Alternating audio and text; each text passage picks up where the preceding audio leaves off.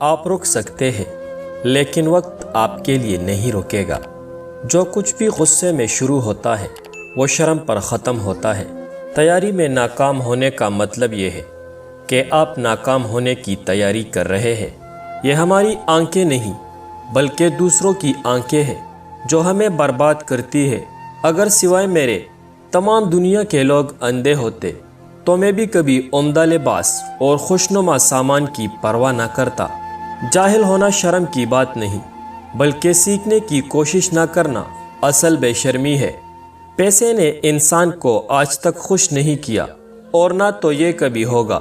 انسان کے پاس جتنی زیادہ دولت ہوگی اس کی چاہت اس سے زیادہ کی ہوگی۔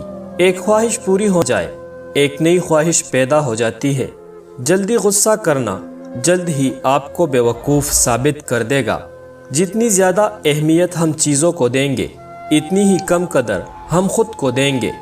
دکھاوا کرنا کسی بیوقوف کا اپنی اہمیت کو ظاہر کرنے کا طریقہ ہے۔ سوئی کی ناکے میں سے ایک اونٹ کے گزر جانے کی زیادہ امید ہے بجائے الیکشن میں کسی عظیم آدمی کی انتخاب کی۔ ہر شخص یہ ثابت کرنے کی کوشش میں مصروف ہے کہ میں تم سے بہتر ہوں۔ اگر تم کل پھسلنا نہیں چاہتے تو آج ہی سچ بولنا شروع کر دو۔